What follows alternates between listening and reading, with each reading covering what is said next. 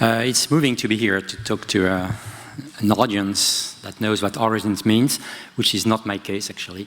And there is only one message I would like you to get back to home, which is essentially written in the title here. If really life emerged other than on the Earth early on, there might be a possibility now, exploring Mars, to look at that, to explore the possibility that indeed there was life on Mars. So what I'm going to express here are really ideas both from an instrument which is still operating around Mars, which is made Omega, and really it's not my ideas, but joint team ideas. And what I just put here is that for the moment, essentially, even for the Earth, one normally or very often considers that if life happened, it had to be rather late in the process because of the heavy bombardment that finishes by the LHB, the late heavy bombardment that you were talked earlier this week, and that necessarily the emergence of life started afterwards because impacts were sterilizers, essentially. And what I just stressed here, that's a very schematic curve of the impact rate over time. The beginning on the left and nowadays to the right here. And you have, of course, the LHB here, the late heavy bombardment that took place here like 4 billion years ago. And in principle, the Archean is considered started somewhere here and life burst here. But as you know, there has been recent discoveries that the zircon on the Earth might tell that there has been an ocean there. I'm not going to re-emphasize that. That was said before during this week. And actually, if that's the case, it's been demonstrated that during the LHB, this ocean might have survived at least for 80% of its volume. So if we had an ocean there, then there should be an ocean up to here. And so then it might well be that life might have started earlier. And the arguments here are important, I think. But of course, the problem that on the Earth, we don't have access to anything rather than these zircons again, that these zircons are really poor indicators because we don't have the rocks in which they were embedded. And the question that I would like to rapidly stress here, that the question whether or not life started earlier might have the answer on Mars. And actually, at the same time, looking at Mars as a possibility to investigate what was on the Earth, at that time will tell us something about the possibility that Mars also was habitable very early on.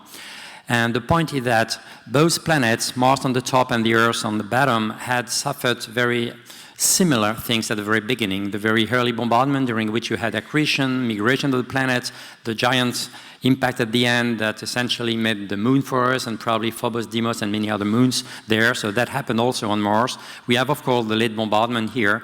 And the question is, what do we have in between? On Mars here, and most of you are probably used with these things, which are global globes of the color here essentially tells you about the altitude here, but what is important here that you have access on Mars now to the entire history as seen by the structures. And actually, if you take a sample here and expand it, you see that half of Mars about is still covered with this highly cratered area as 80% of the moon actually. We're 50% of Mars which is still preserving the structure of these times, and we have demonstrated that not only the structure but also the composition is preserved. These heavily cratered terrains have preserved their pristine composition. So there are sites there which still enable you to have access to the composition of Mars and probably the solar system prior to the end of the heavy bombardment. And so the question is, now that on Mars we have that, what happened between the early and the late heavy bombardment? We know that on the Earth we had this surface table because of the zircon, and there are many arguments that I'm not going to enter here that the composition of this zircon, the inclusion that we have there, the titanium content and the oxygen ratios, 16 to 18, tells you that very likely the rocks in which this zircon was embedded were in contact with the liquid water and probably a warm liquid water. So again, probably and very likely there was an ocean on the Earth.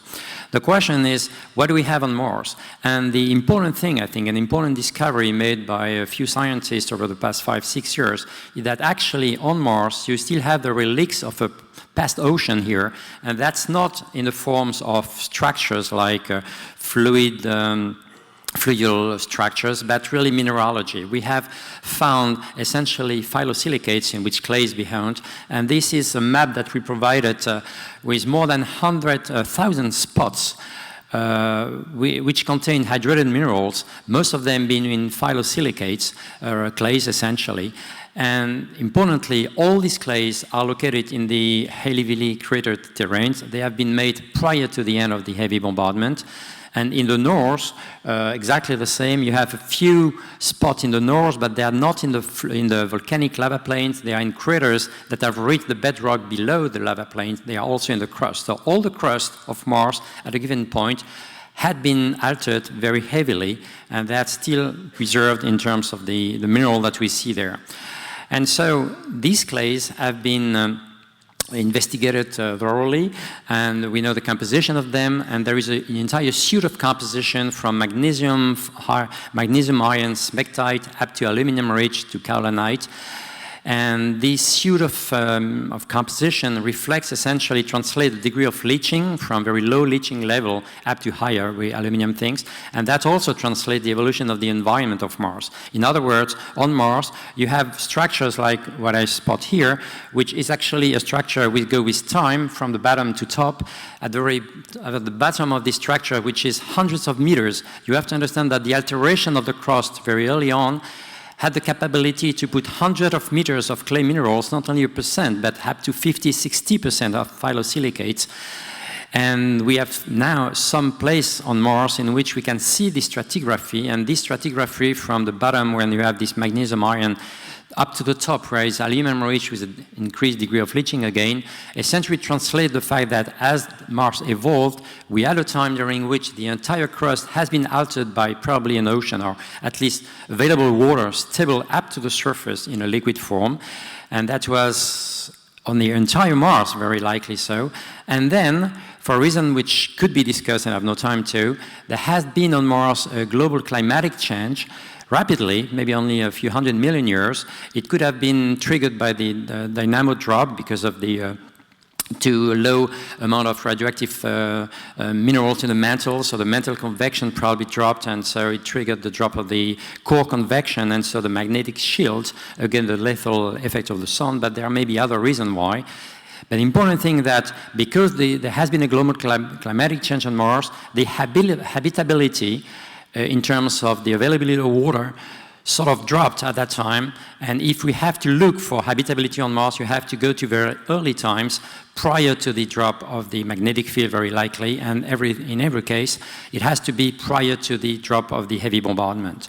So Mars indeed could have been habitable, but very early on, much earlier than the Earth was. So if you compare the two, of course, you had habitability at very early times on Mars, and possibly also on the Earth, but on the Earth it's been sustained, what it declined on Mars. And the difference between the two, of course, is that on the Earth you have lost all the context and you don't have access really to the environment during which habitability might have started, while on Mars, because we know the context which is well preserved, in which these clays are formed, you can really, by the composition of the clay themselves, have an idea of the environment of Mars at the time it has been habitable. What were the greenhouse gases responsible for water to be stable at the surface and that sort of thing? What were the pH? We know the pH was very high at that time as compared to much later on when it was only 2 to 3 as it is after the LHB. So we have access to that through the minerals. And so the question I asked was the Earth habitable very early on? When Mars habitable also, and did life emerge or raised in both planets only very soon after the planet formed and prior to the end of the LHB, Mars might have the possibility to tell us the answer to that. But of course, you've got to explore the early times.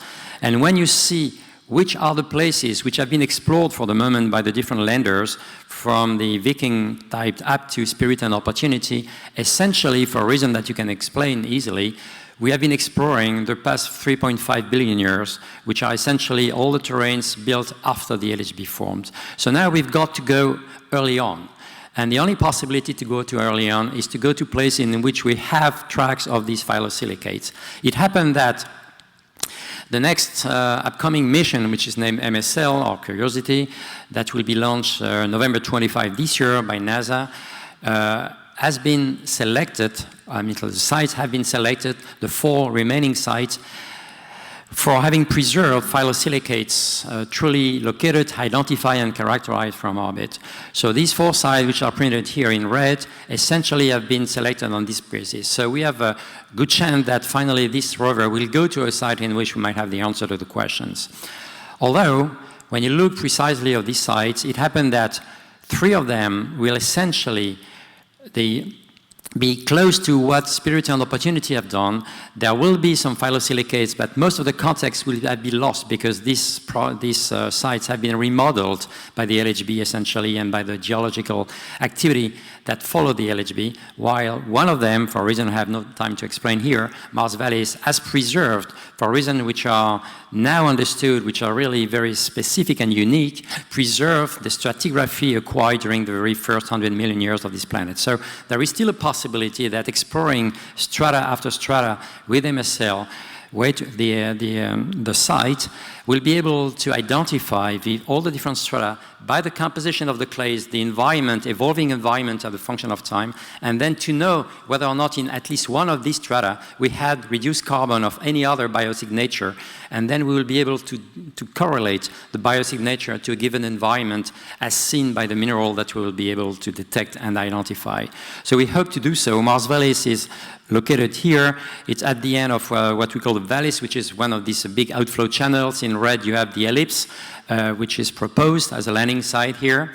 And these are the 3D molar topography, blue being just deeper and red higher in altitude. And this shows that the blue is the volcanic lava. Essentially, the outflow are not the place in which you have the hydrated minerals. The outflow have been covered by lava materials, and they are not the place we are to explore. And actually, it is why Pathfinder couldn't see any hydrated minerals when it landed in 97.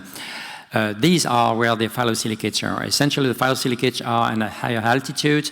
In the ancient crust, within the crater themselves, there are places where to get there, and that's where we should explore it. So that's 3D pictures. All what is white here are the phyllosilicates, and we hope that MSL will go and land here. If not MSL, then we've got to wait for ExoMars.